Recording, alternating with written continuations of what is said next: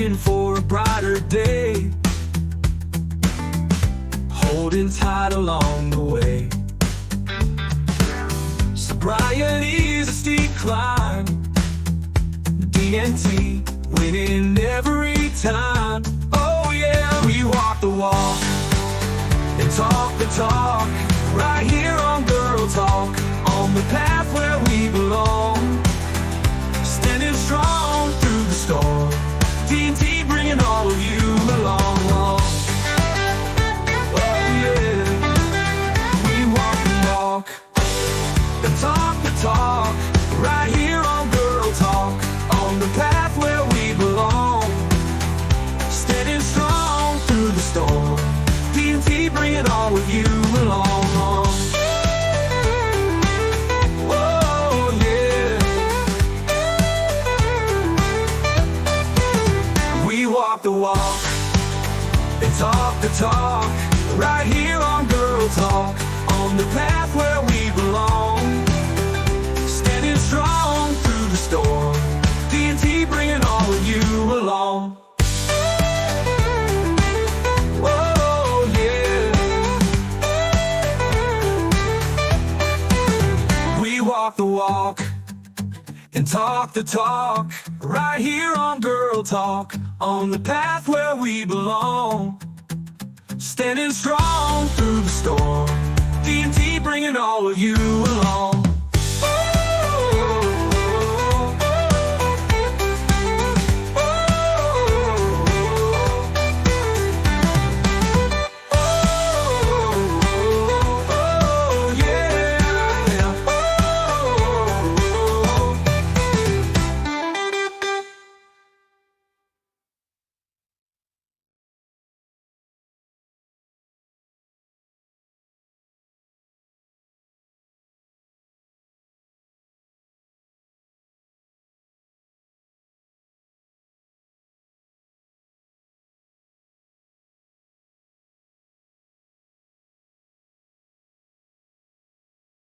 Oh, I guess that one's over. I thought that was the longer one, but that's okay.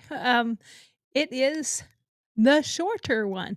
So here I am just going, what happened to the music? Okay. So anyway, hey, good evening, good evening, good evening. How is everybody doing tonight? It is TGI Friday. Does anybody even say TGI Friday anymore, or is it just old people like me? I don't know. Well, if you have any questions, please feel free to put them in the chat. I do try to read the chat. Sometimes it appears that my chat does not work or is not sending. So if it doesn't, if I don't say anything, it's because I don't see it. But try again. I am on YouTube and Rumble. And please do me a favor and like, follow, subscribe. I am trying to gain followers. I'm on a rebuild. I used to have a lot of followers a long time ago when I have MAGA One Radio and MAGA Network, and I am rebuilding. So, and I'm rebuilding this as Gurl TauX. Yes, we do talk some politics, but this isn't an entirely political show. Although I will bring some current affairs and current news and stuff like that in occasionally. This is not primarily a news or political only type show. So I just want to clarify that, make sure that people know that I do talk about other things. I don't talk just about politics, even though politics is a big part of my life. It's what I am very passionate about. Now, part of the reason why I am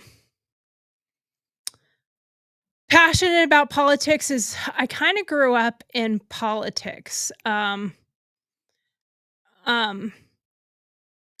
My parents were diplomats. My mom and stepdad were diplomats with the Foreign Service, so I grew up in that part of the world. And with that, we traveled. We lived in several different countries. My parents were stationed in Budapest, Hungary during the during the Cold War. when it was still communist, and they were also stationed in Egypt, Bahamas, and Mexico City, and, so I got a really cool upbringing as far as that goes because I did get to see different parts of the world at different stages in the different eras as they were say, um, and I got to meet dignitaries and politicians and, I got to see people in a different light, as a family member versus not being media, not being, I mean, like, getting to see them for, as people, so I'm not sure what the proper word would be, but I'm not as, in awe of people that are politicians or dignitaries or royalty. I don't get same thing with celebrities, met many over the years. I'm not, um I'm just not that enthralled by them, if that makes it, uh if that makes any sense at all. I don't know if that makes any sense, but I'm just not fascinated by those people, and I'm not, the person that gets all, oh my gosh, look who that is." I just don't do that, so, maybe that's my problem. I should, um, but I just don't get that way. So, but that is where my politics comes in that I get pretty passionate about it, and, one of the sad things and I realized just this week and I'm gonna do a show about it, haven't put that one together yet, but, losing a parent, how that affects you, and how long does it affect you, that kinda thing. My dad passed away, um, uh my dad passed away 7 years ago, and just recently was the anniversary, the 5th, and, I realized that that is partly what has been affecting me this last couple weeks, um, and losing my dad was a big part of, and I never thought about it from this perspective, but it was a big part of my political side because my dad and I used to do an awful lot of debating. Our political conversations were amazing, to be honest with you. We really, really talked a good, um, bit about everything that you could think of, when it came to politics. Now, we were both on the same side, but it didn't mean that we always agreed on everything. Um, and because we didn't always agree on everything, made it for some really good debating because even though when you're on the same side, but you can debate somebody who's still on the same side as you, but not, uh okay, so they're on the same side as you, but they don't necessarily agree with everything that you say or you think of, and, because of that, I think it's neat to have those debates with that person and have those discussions because sometimes you might come to a different understanding. And that's why I don't consider myself really a Republican or fully a conservative because I have moderate beliefs, I have liberal beliefs, I have conservative beliefs, but the biggest part is that I'm an absolutist in a sense, and not really an absolutist, but, um, I'm definitely a constitutionalist. I believe very much in the Constitution and where we stand with the Constitution and what that means for us. So the stuff that I believe in has to do more with the Constitution than it does have to do with a political party, because I don't really necessarily believe in a political party, so to speak. So that being said, that is what it is, and, I'm not gonna be apologetic for that in any way, shape, or form because there's nothing to apologize for. Um, I have my stances, and I can be persuaded at times when I find something to be, um, a discussion point, and you can discuss it and find out, "Okay, wait a minute, maybe I'm not exactly correct here, and if I'm not correct, what, um, what are the aspects of it? You know, what are the debatable questions, and what makes me think about the topic, and or what makes me fight for my position on it, and what makes me fight for my position on something else, um, or come to that other person's side. So, you never know. I mean, it is what it is. Sometimes we have differences in agreements, and we can, and that's okay. You can feel that way. You don't have to stay in one avenue or one lane.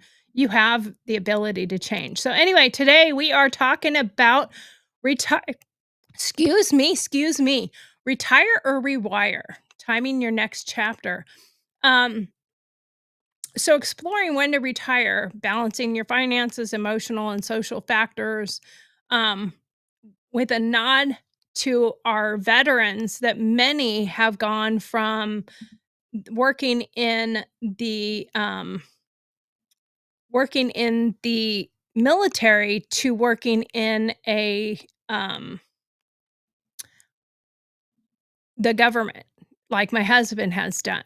So, he's a veteran, but he is also I'm also a veteran, but he's a veteran that is now working for the federal government. So, looking at when to retire, and of course, I hear things that sometimes bother me about people making their claims about retirement from the federal government. I watched somebody's show the other day, and man, I really wanted to reach out to them, and I hope they at some point see my show, or I did send a message on their thing, but you know, they're a very popular show, so they probably don't see as much. But they were talking about, oh, you only have to work for the federal government for like 7 years and then you can fully retire. That is not true. Um, my husband has 30 years and he cannot retire yet until next year in February because you have to be 56 and 10 months old to get the financial part of it and the health benefits. If he retires before that, you can retire if it equivalent like military service or whatever, and you can get 20 years or whatever. Um, and you can buy back your military time, which my husband did. And then you could retire at like 20 years. And but if you retire prior to the timing and the years of service, you either reduce your amount of retirement to a certain amount, and it's 50 to 60% or something of what you would have gotten, and you lose all aspects of health insurance. Um, and you don't get the monetary money for that retirement until you hit the age limit. So that is the factor. So you could retire, but until you're 56, in my husband's case, he could retire right now. He could have retired 5 years ago. But until he hits 56 in 10 months, he would not get the money. Okay? So, I don't like hearing what people say about the federal government that people can retire after, like, 7 or 10 years or something. One of them even said something like they can retire after 5 years and get full benefits. That is not true. That is absolutely not true, and it is a regulation for the federal government, so it is not something that's baloney, okay? Um So I am gonna start this series, and I had one the other day, and it was um, about menopausal age for women. But I'm gonna do this series for I don't know if it'll last the rest of the month, as many as I can come up with, but I am going to do a Life After 50 series. And I'm going to do this about several different topics. And this first one here is about retirement. So, should you retire or rewire? And I am going to say that, there is something to um, retiring. There's something to being excited about retiring, but there's also something um, um, to also having having work, because there are people that you talk to that after they retire, they get bored. Um, they have their issues with just not doing anything. So I think you should have a plan, in my opinion. But anyway, welcome to Gurl TauX. I'm Tori. I am your host. And at Gurl TauX here, we get real, we get raw, and we are rebellious a little bit. And we're kicking off this new series, Life After 50, thriving, not just surviving, because it's easy to survive, but I think you have to put some work into it to thrive. So we're starting a big one: when to retire. Is it 62? Is it 70? Is it 55? Is it never? I've been a veteran. I've been shooting guns for over 40 years. I was a paramedic, and I was a journalist, an award winning journalist as that. But now I work for myself. I own my own company, and it's all about art. And I own a nonprofit for veterans, and I teach different types of art to combat PTSD and prevent suicide. So I'm not ready to retire yet, but I am my own boss and I make my own time. And of course, I do my YouTube channel, which will continue. So what about that timing? Do I retire with my husband? Do I stay with my job and let my husband retire and do his thing? When we are together, we do everything together. We're very, very copacetic, and we're a great partnership. He does a lot of work with me in my art business and my nonprofit, our nonprofit technically, because we're in it together. But I primarily do everything. So whether it's a perfect shot or a life change, what do you think the best time is? Today, we're going to dive into the money, the mindset, and the magic of knowing when to step into your next chapter. First up, though, we're going to do our Dear Margaret questions, and then we'll unpack it all. So let's do this. All right. Are we ready to hear our, and I have been really trying to get my Dear Margarets to match what we are actually talking about for our topic. So I dig through all my Dear Margarets and I find ones that are relative or relatable to the topic that we're doing for the day.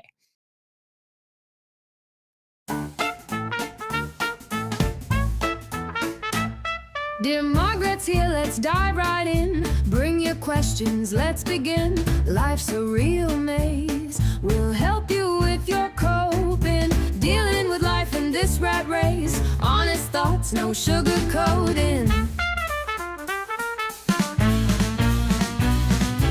Tell us your tales, your woes, your gripes. No fluff, no bows, just real life types. Sign it clever, let your pen take flight. We'll serve the truth, sharp and bright. Send us a query, take a lead. No hidden rules, no secrets to keep. Anonymous wisdom that cuts so deep. Dear Margaret's advice you'll want to reap. But in the end, let's admit we all really don't Margaret.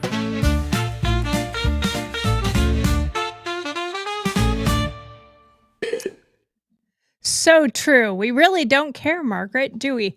But actually we do. We do care. So there is that. I do care. You do care. We talk about it because we care.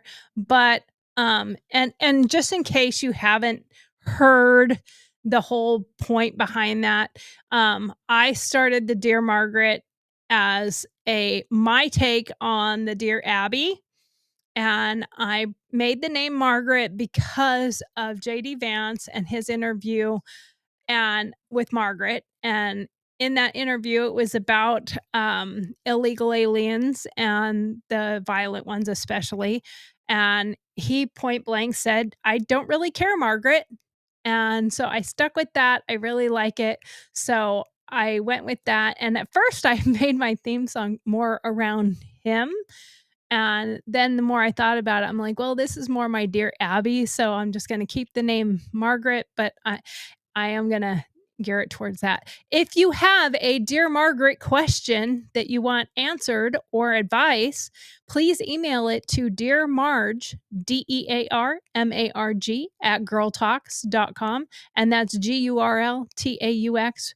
Remember, we spell it Gurl TauX because we're gonna talks about it, okay? So let's get to the questions. I know that's what you want to hear is the questions. Let's get to the questions. And apparently I am like going to be not even in the picture when I move my camera. So let's get into these questions, and they are related to retirement. So let's see what we've got here. All right. Am I too young to retire? Dear Margaret, I'm 55 and I've saved enough to retire, but I'm worried I'll get bored or worse, regret it. Should I pull the trigger now or keep working? Early bird in Erie. Okay, so let's unpack that one for a second. You've saved up the money, and possibly with your company, you have a 401k or something like that. So you could retire. Now, for my opinion on that one is if you have the money to retire and you kind of want to retire, but you're afraid you're going to get bored, can this be as I put in the thumbnail, is it a rewire or a retire?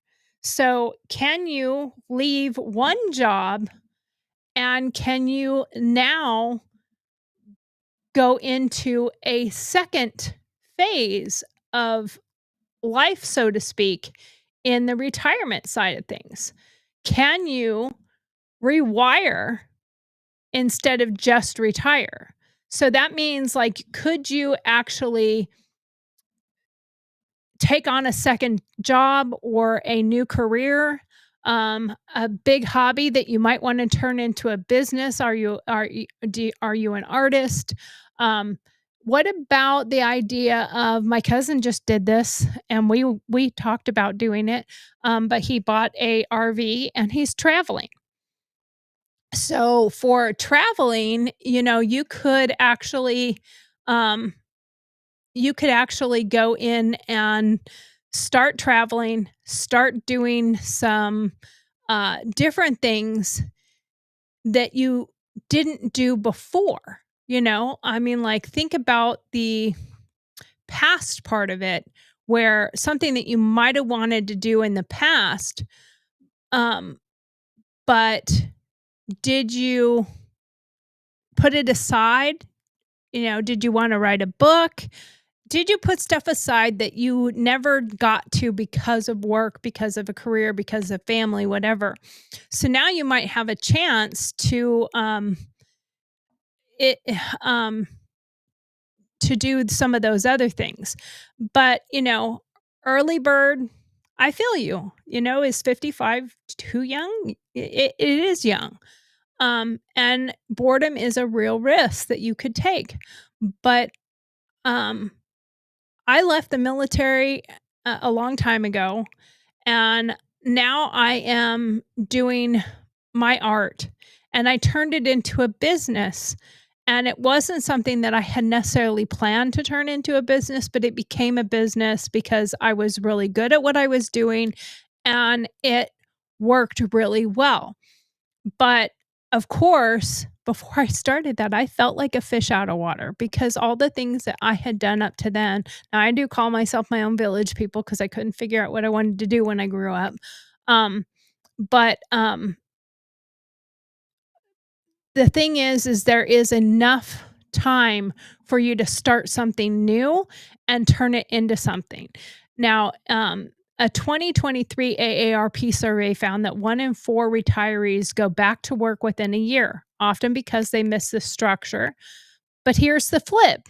If you've got the savings, you've got options. The average woman needs about 1.1 million to retire comfortably per Fidelity. Check your numbers. More importantly, what's your plan? Um, and when you make a plan, you can put it to a purpose and you can maybe make a new purpose. I think the important part would be to find your purpose if you're going to retire young, because there's many people that retired young, but then they started a second career. If you've got the passion to chase, go for it. If not, then maybe work part-time, test the waters, don't rush it. Don't rush your shot.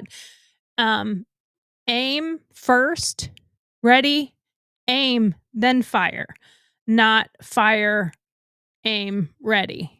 And in your case, it sounds like you're kind of ready, but you're not really sure. So maybe you need to test the waters a little bit. So there you go. That's something that you can think about in a aspect of when is it time? And that was a great question. I really do appreciate that question. Here's the next one is, can I afford to retire? Oh, dear Margaret, I'm 62 and want to retire, but I'm scared I'll run out of money. My husband thinks we're fine, but I'm not so sure. How do I know? Worried in Wichita. Okay, worried in Wichita.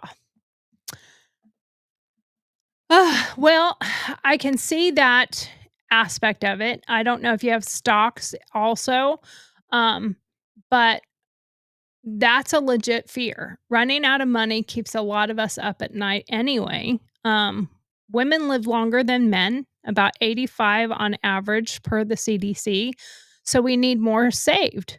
In 2024, Northwestern Mutual study says the average 60-year-old has $250,000 saved, but you'll need closer to $1 million for a comfy retirement. Sit down with a financial planner. That was exactly what I was going to say. I kind of wrote down some notes, but sit down with a financial planner. I have a friend that did this at 60 and found she could retire, but cutting some extra. She had to cut some things out.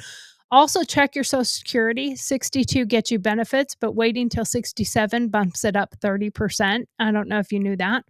I've always planned I've always tried to plan things with good precision, and planning your retirement needs to be the same way. Crunch the numbers, then decide. Go see a financial planner. That's a good idea. But also you need to keep in mind that I've heard some things recently. So I'm going to go to the federal government because my husband's the one who actually has to do the actual retirement. When it comes to my business, I can just stop. I have nothing saved with my business for retirement. So that's something we are focusing on now, is to start saving for my business too. But they have education for retirement in the federal government, which I've heard some things talked about with, well, they have training. And they kind of mocked it and made a little bit of fun about it. My mom retired with the federal government as well, with foreign service as a diplomat. And she said the training was absolutely beneficial. And this was quite a number of years ago, in the early 2000s. So I think 2000 actually. So she retired 25 years ago, and she said that the training that the federal government did based on retiring was really, really good and really important. My husband has started the training. He started last year, and there's different parts of it. I think that's also very good, even though some people think that it's silly that they do a training. I don't think it's silly. I think it actually is good and it's kind of important. So that is actually good. So I hope that answered your questions. And this one is, what if I don't want to retire? Dear Margaret, I'm 65 and love my job as a nurse. Everyone says I should retire, but I'm not ready. Am I crazy to keep going? Still caring in Carson. That must be somebody from where I used to live, out in Carson City, probably Carson City, Nevada, or somewhere else. I don't know. But anyway, um, that is a interesting thought process. Now, if you're still crazy about your job, you're still caring, you're not crazy. If you're thriving and you're happy with what you're doing and you're still doing it and you're still enjoying doing it, then I would say nobody says you have to retire. Um, and I don't think we should have to do anything that we don't want to do.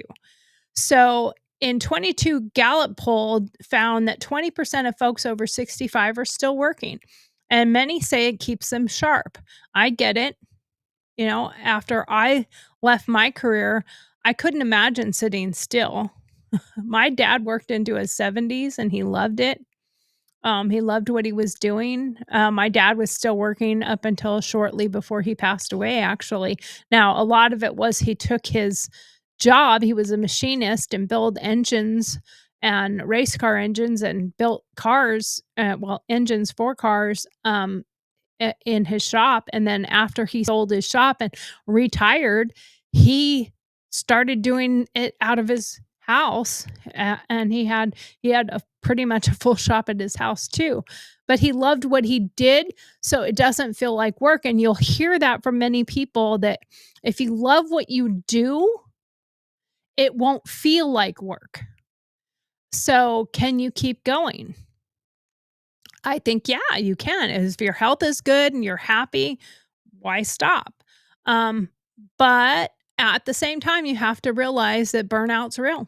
So, and being a nurse is very tough, and you could cut hours if you wanted to.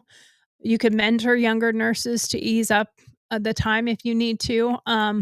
But you're not missing the target if you're just redefining it.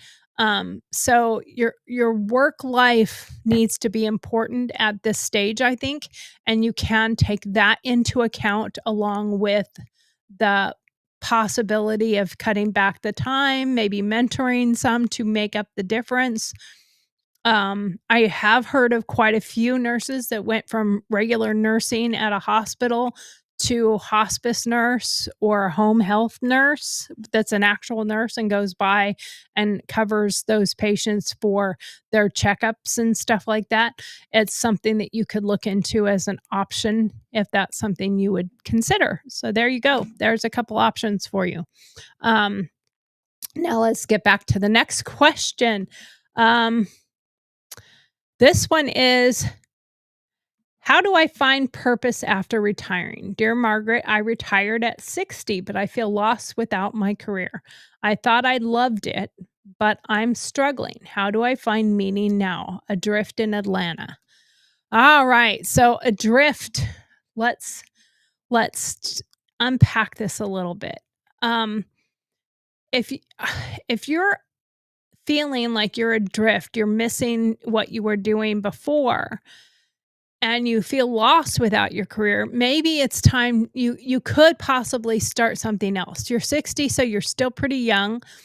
Start something else. Start something on a rewire instead of just the retire. So it can feel like you have a void. It can feel like something that doesn't fit anymore, and you don't necessarily need something to fill it, but you need something to make up for it in a sense. A 2023 study by the Trans-American Center found 40% of retirees struggle with purpose. And I know I felt that way, and that's when I started my art business. And when I really was feeling that way is when I started my nonprofit for veterans. And I found that mentoring and um, finding your why, I think that is the most important thing. And if you don't want to start something new, you could find foundations and organizations like mine. I mean, I'm not close to Atlanta, but my organization has volunteers. So, and working with your local veterans group, um, and stuff like, I mean, that lit me up. And I see what it does with our vets. So, if you could find something that would light you up, um, st- start with some art stuff. Start doing some art things. I know I do paint parties also, and if you want to hit me up for the information on doing paint parties, it's a fun thing to do as a side hustle or a side job, but it's an actual job. So it's up to you how many you do, and it's not an MLM. It's your own thing where you contact people and you're able to do a paint party at their location or a location that you have, a venue where you can go to, and you do all the setup and you show them. And it's a teachable thing, and it's super, super fun to do. But you can pick up a different hobby, painting. You can start traveling. You could even start shooting, going to a shooting range and get in competitions. So you're not just adrift, you're finding your new place. You're finding your new purpose and find your why. I think that would be the most important thing, is find your why. I think that is absolutely one of the most important things for all of us. We need to know our why for pretty much everything that we're doing. Um, I think we need to think about what um, what retirement means to all of us. Um, there is a difference between the word retirement and what it is, what it actually is. That word can feel like a finish line or a starting gun. Which one do you want it to feel like? Because I think for a lot of people, when they feel like that's the finish line, that means I'm dead. The next step is the casket. And it does not have to be the next step is the casket or the funeral.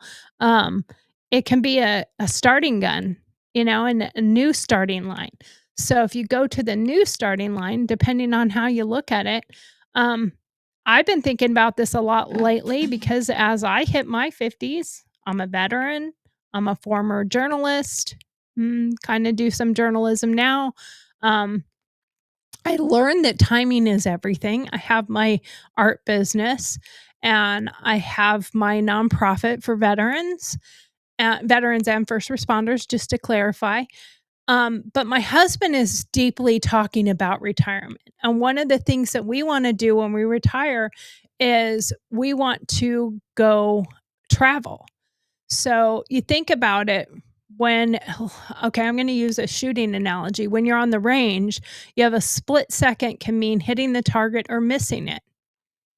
In life, it's not that much different. My dad taught me some discipline. And when I was 8, he drilled into me some things about planning and preparing and executing.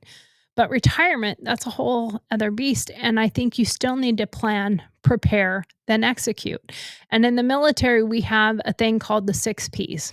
Now, my husband will argue with me that it's the 7 Ps, but I say it's the 6 Ps because we said the 6 Ps in the Army.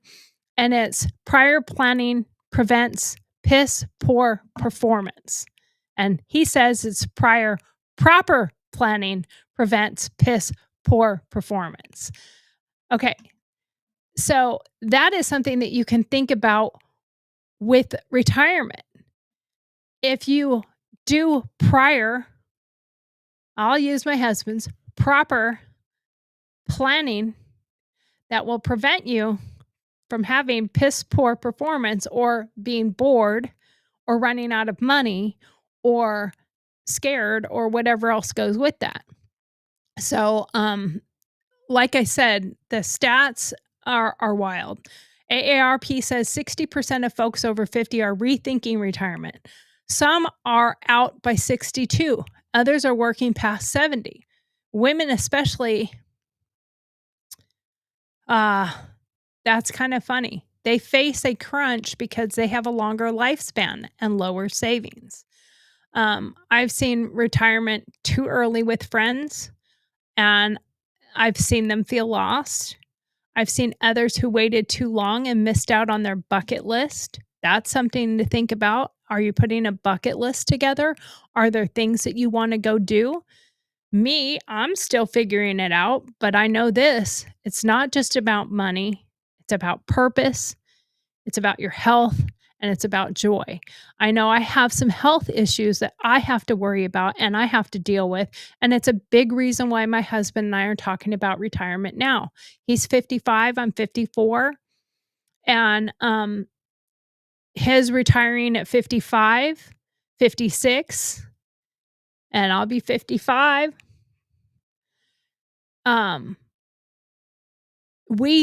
I feel that we still have time to go and enjoy and do some things. Now, one of the things that we just recently bought and was able to get because of my mom. So we sat around and we talked a lot about traveling and going on different travels. And there's a channel that we both watch that we really like. It's Big Trucks, Big Travel. And they travel all over the place. They travel to all different places in the US. They travel to all sorts of locations. They've traveled to Alaska. They've traveled all over the place. And one of the things we learned by watching them was they have a big, big fifth wheel and they have a semi truck. That's what my husband wanted, was to get a semi truck and a big fifth wheel. And we have a fifth wheel, but we want to upgrade it to a better one. So what did we do instead? We bought an ambulance. My mom got it for my husband as a gift because of how amazing he is to her. And we are retrofitting. We were going to gut the whole thing and remodel the whole inside. But once we got in there and like the counter, we're going to do something with the counters. We're going to add a bathroom, like a toilet and a small little shower. And we're going to add a sink and we're going to add a cooking apparatus. And then we're going to probably build into the wall a daybed type of thing that pops out and is a couch and then becomes a bed. But we're keeping all the cabinetry that's in there because we both like it. Now, he worked in fire and EMS as well. He was an EMT. And I worked in fire as a volunteer and was a paramedic. So it really fits our lifestyle and our background. And I can also put some of my art supplies in there and have it as our outreach vehicle too at different events. But we did it because one of the things that we saw on the Big Trucks, Big Travel was talking about the damage. And there was another one that I watch all the time, and I can't remember their names right now. But the damage that they got from driving the Alcan Highway and driving in Alaska was very, very costly to their not so rugged RVs. So an ambulance is built very rugged to begin with, and we bought a rescue rig, so it's bigger, it's tall, it's longer, and it has the full walkthrough. So we have an area there for our dogs that they can be right there with us, and I can walk into the back. I even told them, I said, I want to keep the rails up here because I used to do rock climbing and rappelling. Well, my harnesses and stuff are way too old to do any kind of rappelling yet, and my physical abilities are gone for rappelling anymore. But my harnesses are still great, but I can literally have a harness in there and put it on and keep myself hooked to the railing while I'm standing there making, and this is for my own safety so I don't fall over and get hurt, but I could use it so that I can stand up and make a sandwich or something. Make me a sandwich. But I could use it so that I have support while I'm back there tending to the dogs, or I don't think I would sleep back there while we're moving and the seats are really comfortable because of the air ride seats. But there is something to finding something that you could use to go do some of those bucket list things that you maybe didn't even think about doing. So we're gonna break it down and try to find out like what your time is for your exit. Or do you just need a reinvention? Think about that. And there is no set standard. Remember that. There's no set answer, there's no set standard. There's only a set standard maybe for yourself. And what I do appreciate is those Dear Margaret questions that we just listened to, they hit the big stuff. Money, purpose, timing, retirement's not just a date, it's a mindset. Are you ready? So let's dive deeper and see how we know when to retire, or is it just a rewire? Let's make it your best chapter of your life yet, because this is kind of it's not your last chapter, but it's your second to last chapter. So let's think about that from that aspect. The average retirement age is 62 based on Transamerica 2023. Women need 1.1 million, they say, in order to stay retired. Social Security benefits at 62 versus 67. Remember, at 67, they increased to 30 more percent. So if you wait, you get a little bit more from Social Security. I planned my exit like a mission, and that's what my husband and I are doing. We're planning it like a mission. Retirement needs to have a strategy. You need to put some effort into your thought process as to when you're ready, when you want to do it, what's the good timing, what's not the good timing, when should you, when shouldn't you. Social Security 101, when to take benefits. That is a great video. It's a video on YouTube, by the way. Social Security 101, when to take the benefits. It's a 3-minute explainer on YouTube. And it talks about your Social Security. It talks about the different parts, and it's a very short little video. I'm not going to pull it up because I watched it, and I think because it's so short, you can go watch it anytime you want to. But there's also other ones from Social Security Official. Social Security Administration actually has a breakdown of benefits by age. And you can go to Social Security Administration website and get a breakdown too. Another aspect that you could do is you could get a retirement coach. Besides having a financial planner, you could get a retirement coach, and they can help you with the emotional readiness, your purpose, and health considerations. I did ask a coach, they could not come on the show, but I did ask a couple questions, and I said, what's the biggest mistake people make when timing retirement? And he said the biggest mistake is doing it without a plan. That is the biggest mistake, is doing it without a plan. So remember 6 Ps: prior planning prevents poor performance.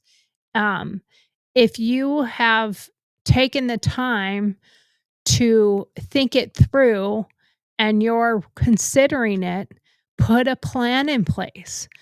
Go find a retirement coach, a financial planner, put together some options, put together some ideas. If you want to do the RV side of things and go travel some and hit some of your bucket list items, maybe you need to start the plan for that, start putting money aside, or buying the rig that you want to buy and do the remodel work that you want to do if you can do it on your own. Um, but you have to learn what your purpose is for what you're doing when you retire, or are you just going to retire and sit in the rocking chair on the front porch? I know that there are, and I haven't found that one yet. I think it's somewhere down in my notes here, but there are a lot of people who have worked and they have lost their purpose as soon as they've retired. So they have those regrets, and then they get so bored that I don't know if they die from boredom. I can't say the word apparently. Boredom. Um, um,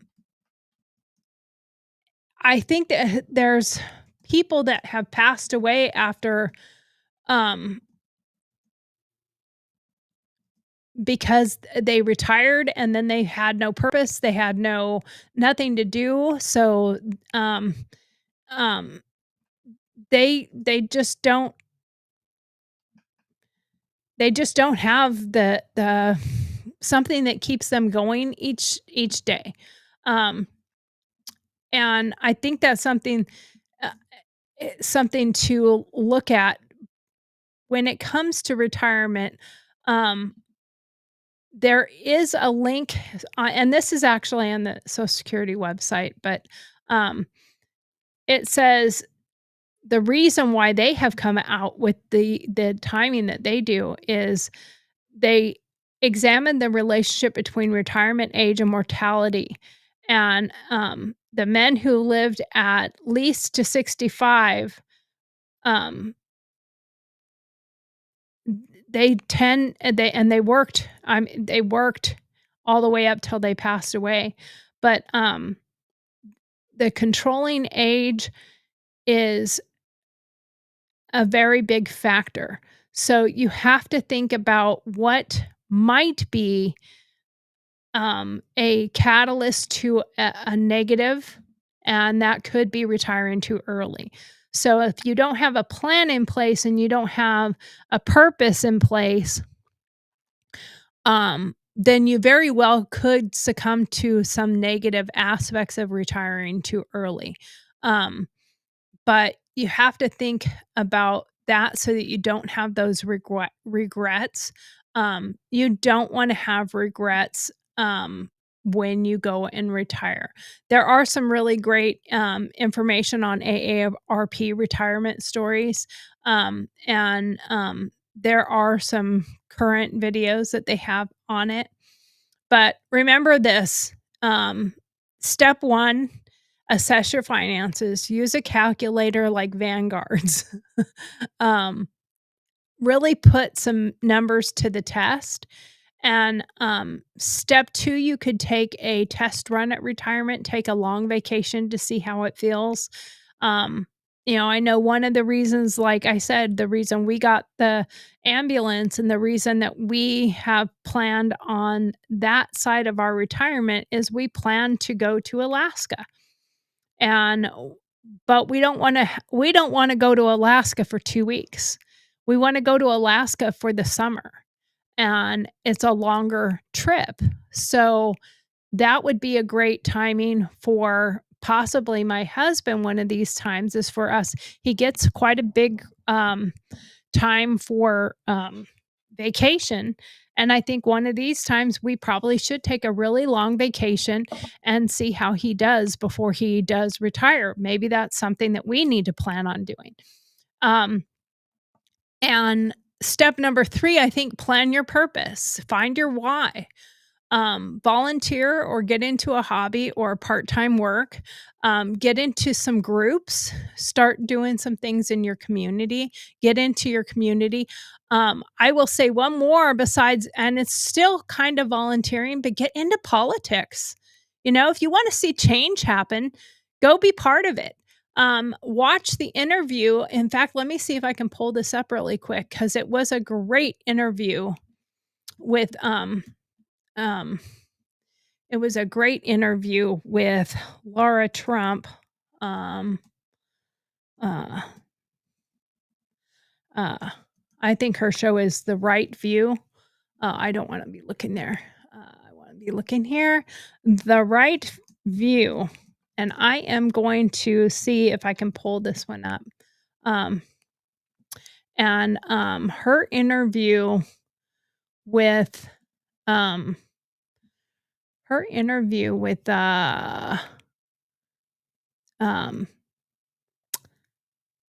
Trump's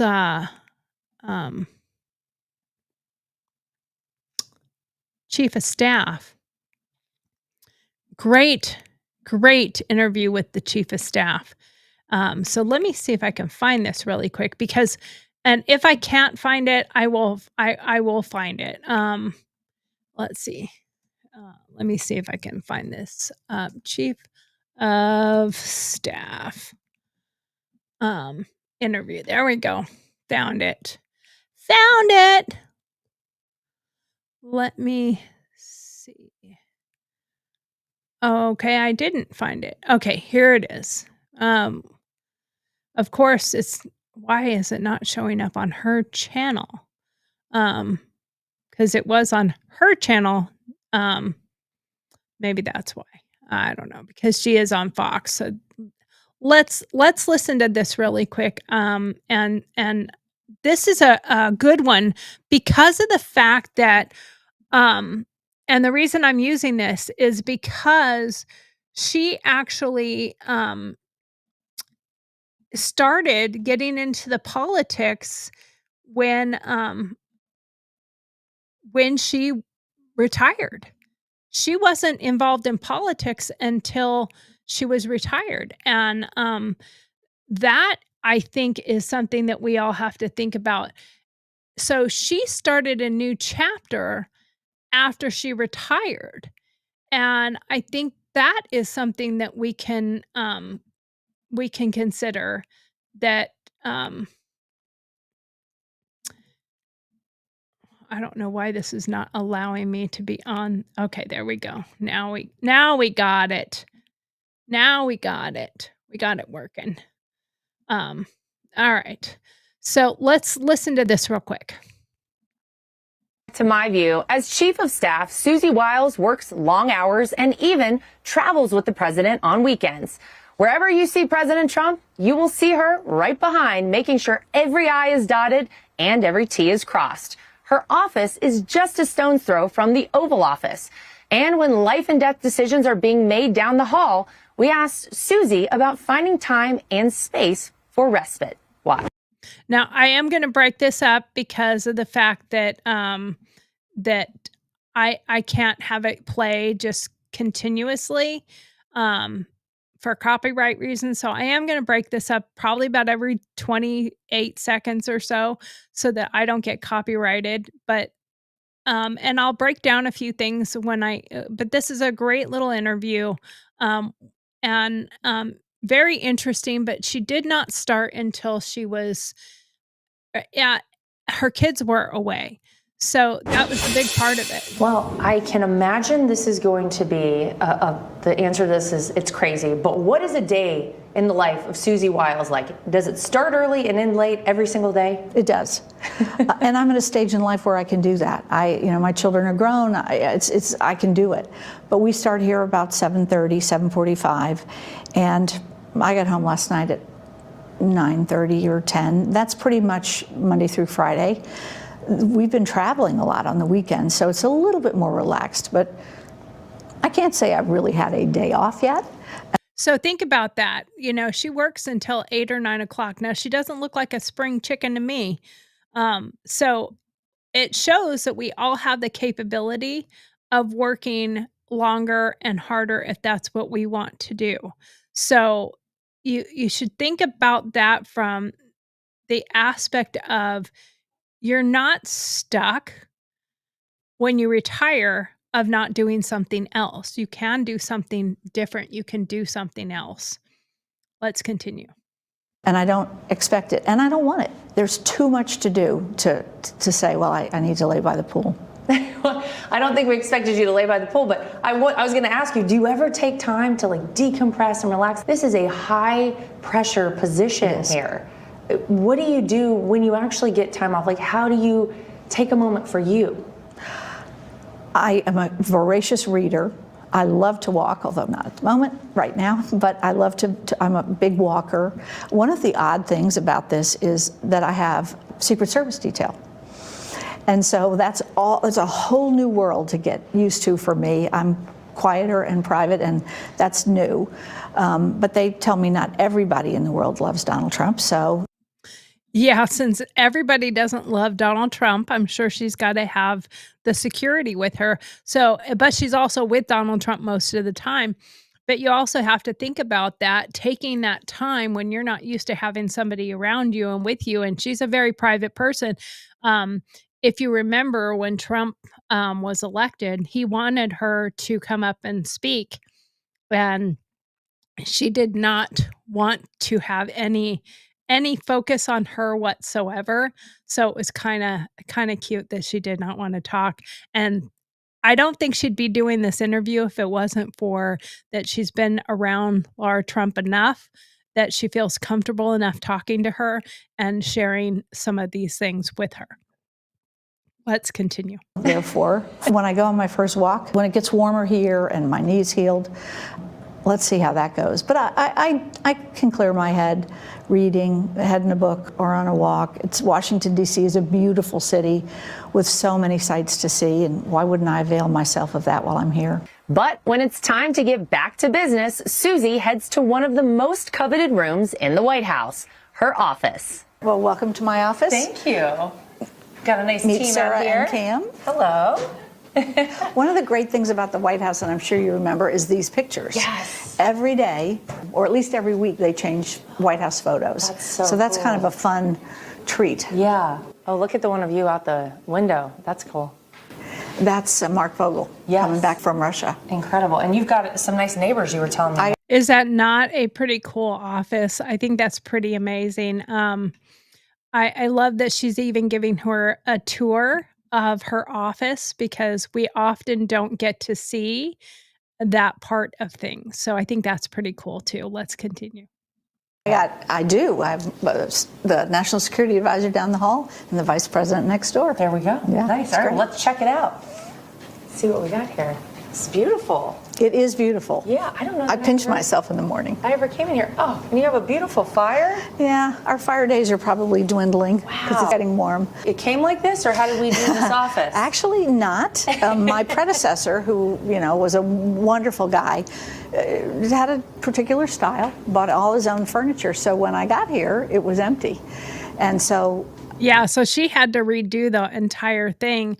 That was something that my mom had to do when she was a diplomat with the Foreign Service, and you go to a new house and a new country as a diplomat. She had to have her house decorated and furnishings and stuff like that because they did not ship all of your stuff from place to place because you got a fully furnished house. So there was some of our personal stuff, but a lot of stuff went into storage until they retired. So it is not exactly something that you just have to reuse other people's things. While daunting, it allowed me to kind of. You had to start from scratch. Yes, here. So I got to really put my own touch on it. I have a table that seats 8 because there are always 8 at it. And we start early and go till, late. A lot of the staff have young children. So we try to pack a lot into the middle of the day, and then I can always work before or after. So Now, I think that is so considerate and so thoughtful of her that she takes into consideration some of the younger people that work for her that have families and have children so they can go take care of their families and their children. And she can do the extra stuff before and after so that everything's ready and everything's done for the next day or that night or whatever's happening. And if you're watching the news and you're watching what's happening with our presidency and our administration and our new elected president, man, you can't keep up. It's a constant. There's something new every moment of the day. The week that I was out for my surgery and recovery, so much had happened in that very short period of time that I had a catch up to do because wow, everything it just happens at lightning speed right now. So I'm sure she's having to work the candle at both ends right now.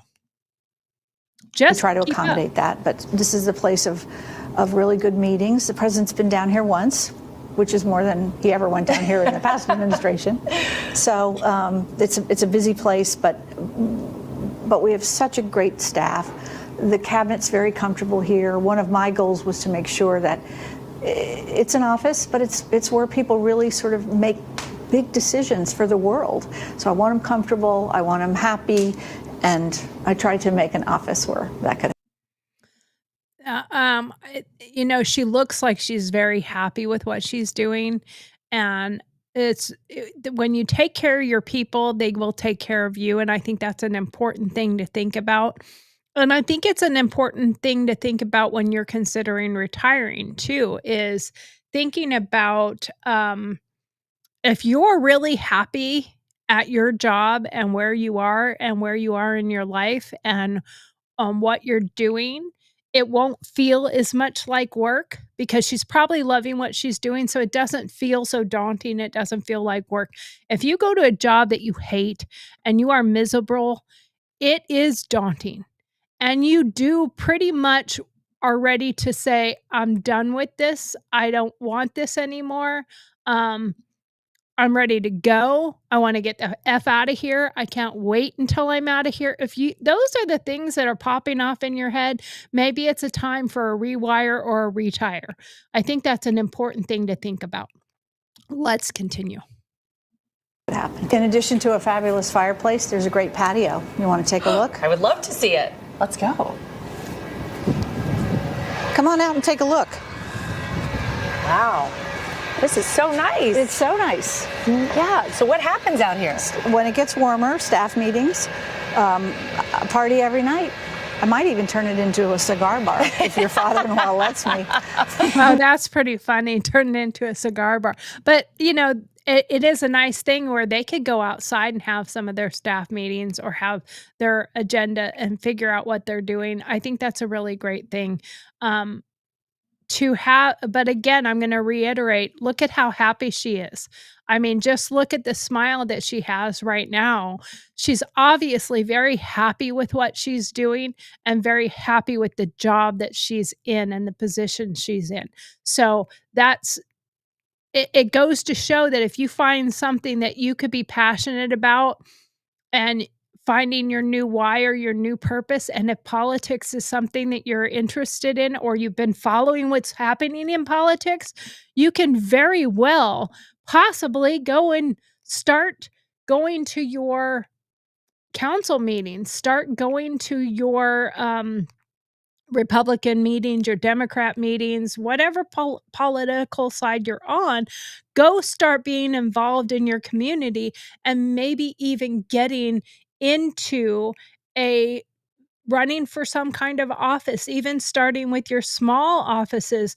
Now that the Department of Education is debunked by the administration, that means it's going to be going to the states.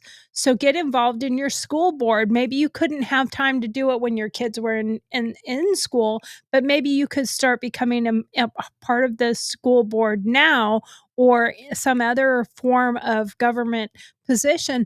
That's something that you could seriously think about that might be actually good for you to think about.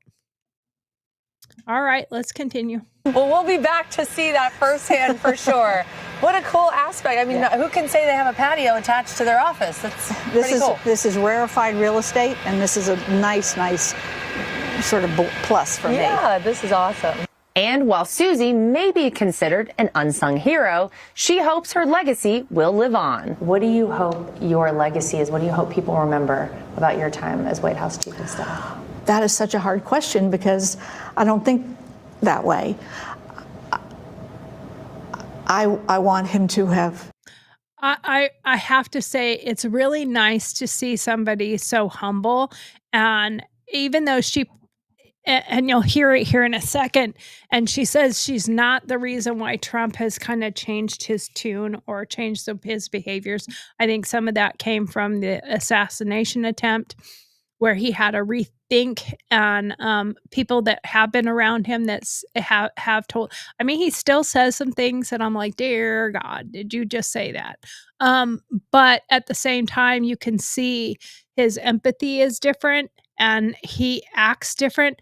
And I think she had a big part to play in that, whether she wants to admit it or not. I want a world at peace. I want an America that's strong. I want a border that's secure.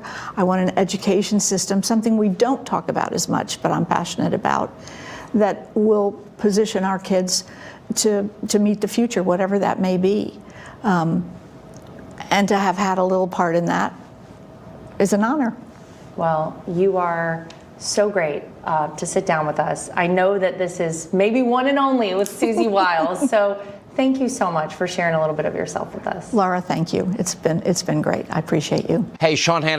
I thought that was great for her to be able to interview her and to be able to meet with her. And I think it was a good insight and the reason I brought it up wasn't because I'm of my political side of it.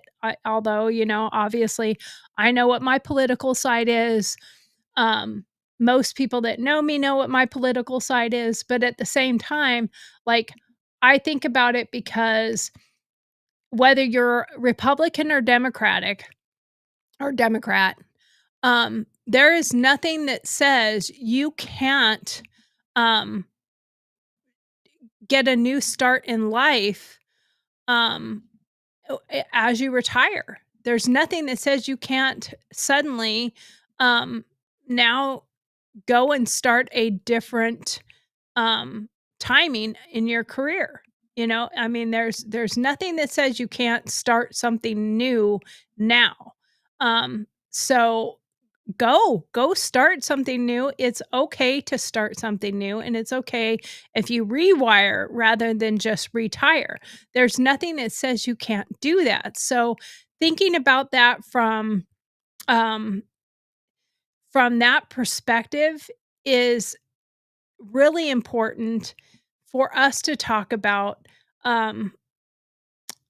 So it is important for us to think about what parts of retirement we want to do and what parts of retirement we want to be a part of. Now, I listened to this one, and this one is actually kind of good. We are going to listen to it a little bit. We're not going to listen to the entire 11 minutes because we don't have long enough to go through the whole entire 11 minutes.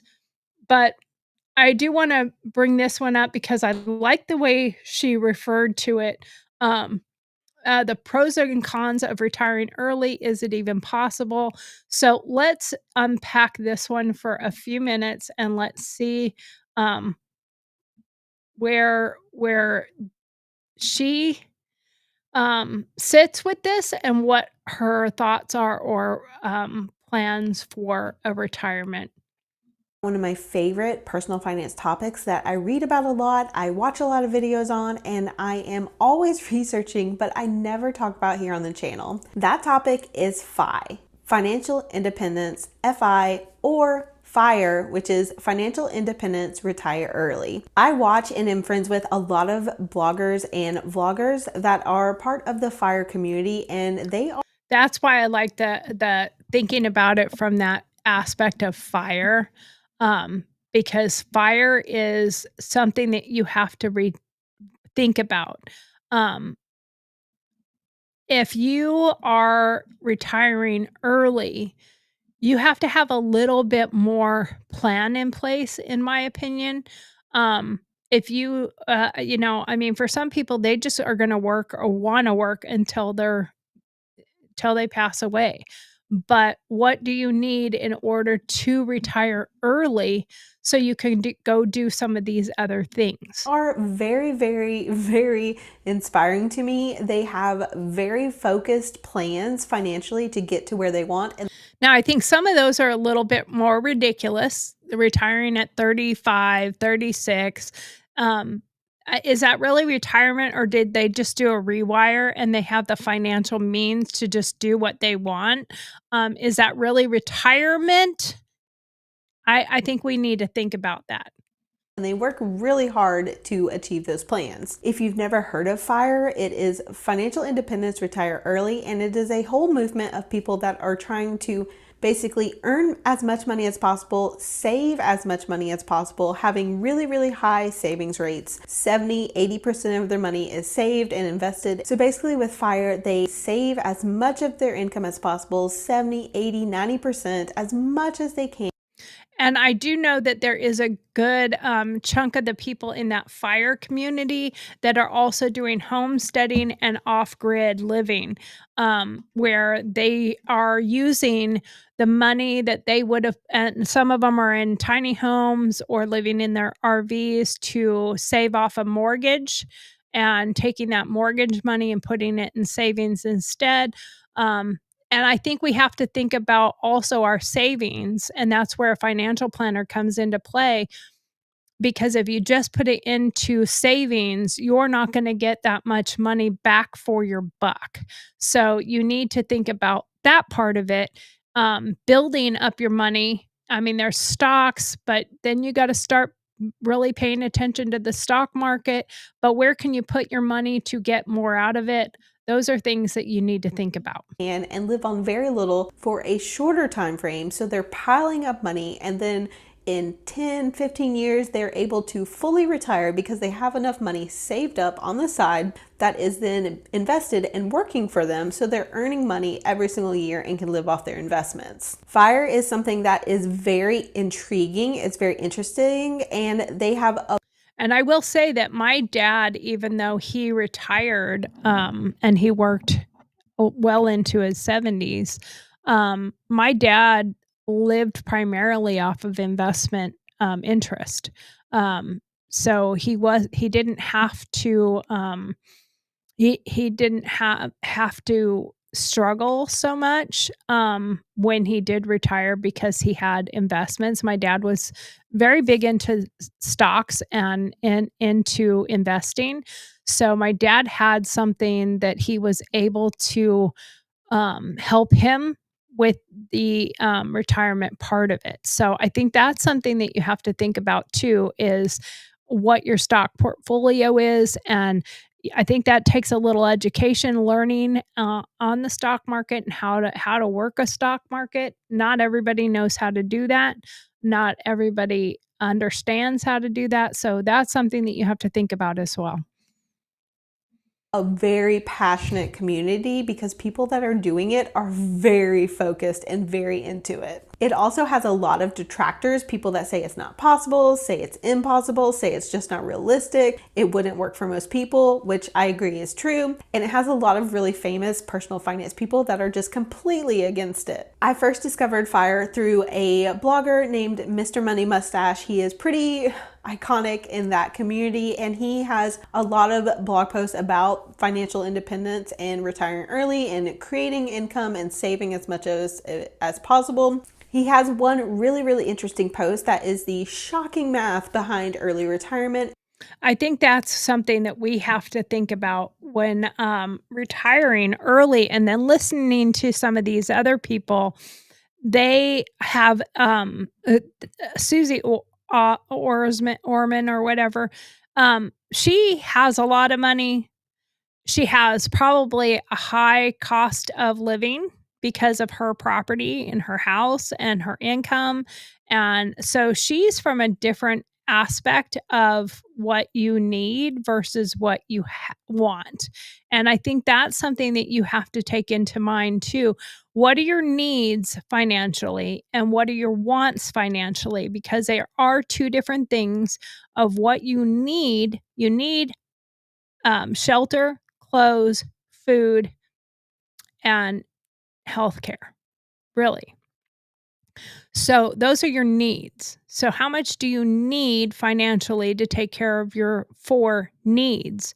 Then your wants are traveling, bucket list, oh, and I forgot food. You need you need shelter, clothes, food, and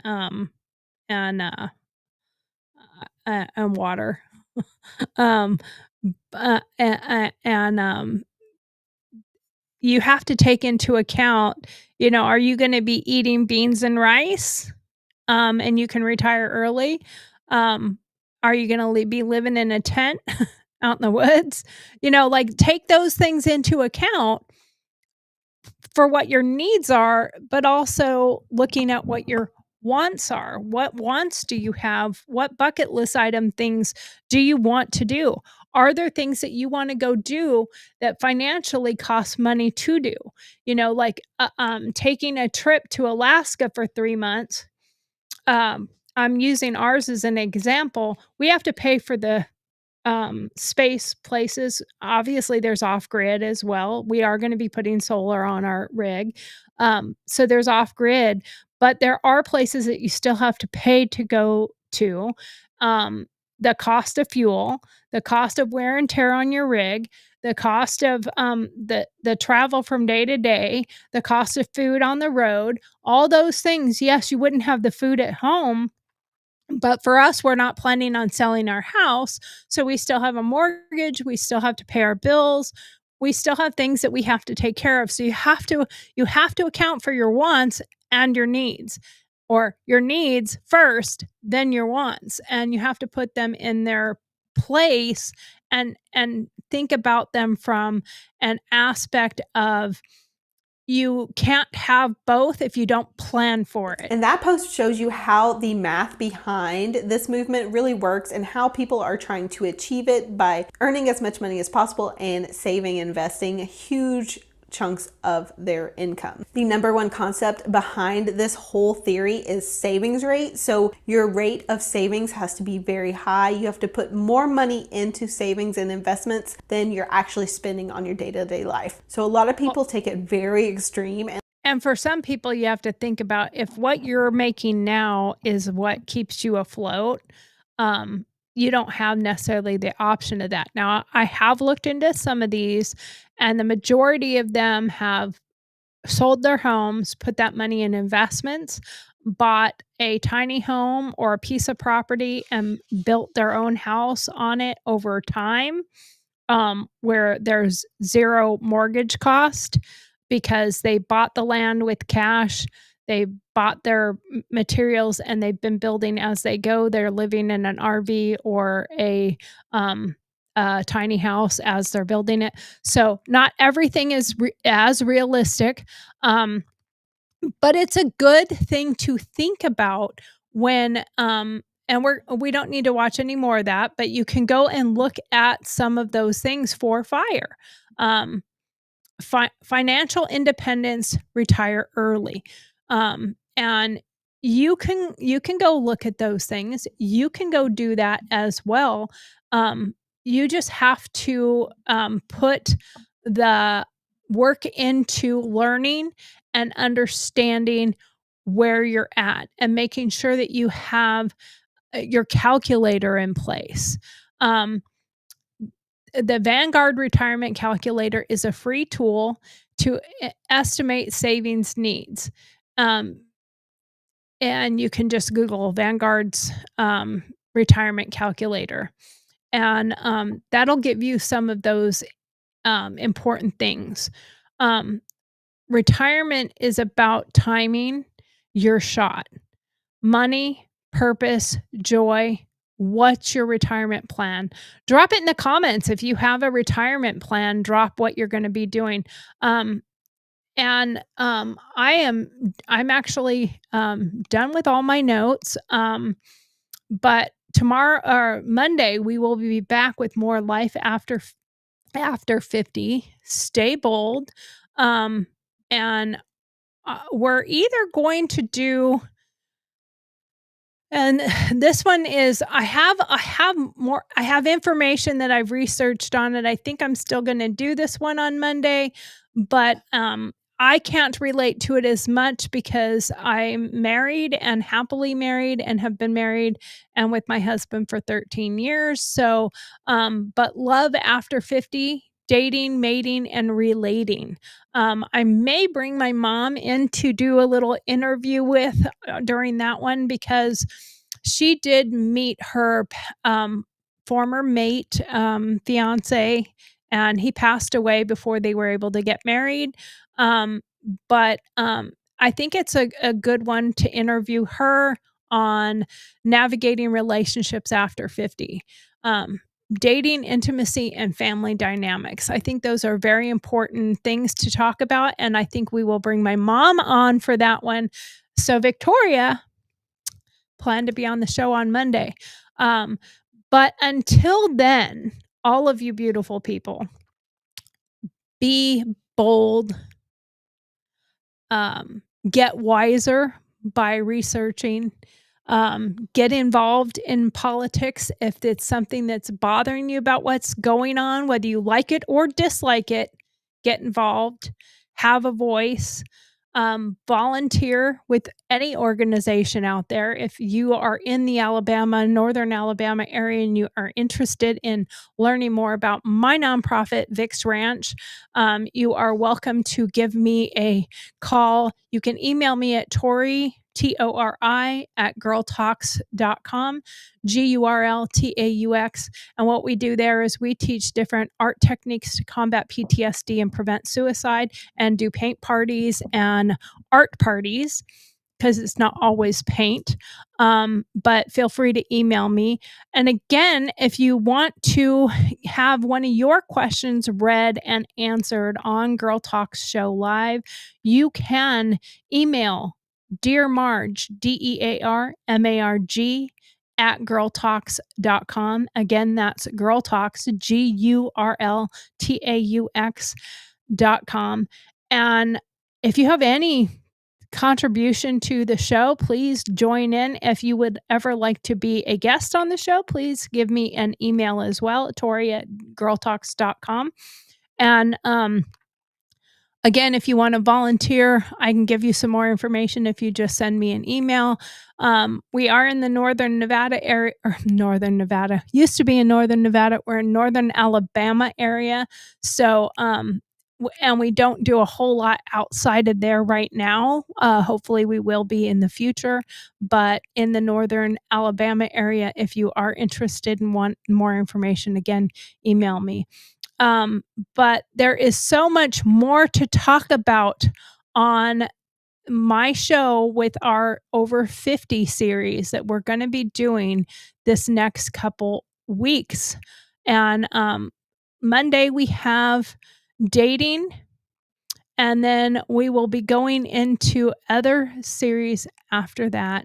So please, please, please, like, subscribe, and join my tribe as I try to rebuild my channel from what it used to be in a totally political to a not everything political. So please help me out by liking and subscribing and sharing my show with others. So I appreciate it. Anyway, we're about 5 minutes early, but that's okay. We can head out 5 minutes early. That's not going to hurt anything. As for me and mine, thank you very much. My husband made some wonderful barbecue chicken, and I made potato salad to go with it. So I'm going to go upstairs and eat some dinner. How's that? Talk to you Monday. See you then.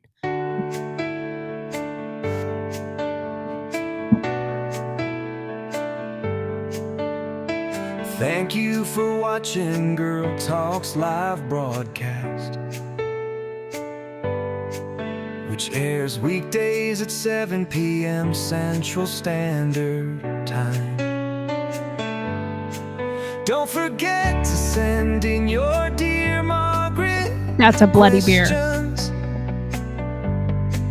Then join us for our opinion-based answers. We love having you. Thanks for taking the time to be with us tonight. Don't forget to like, follow, subscribe, and share with your friends. We'll see you tomorrow. Good night. Monday.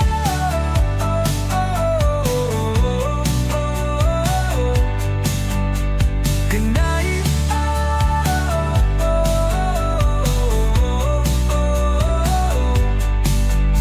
Good night. Good night.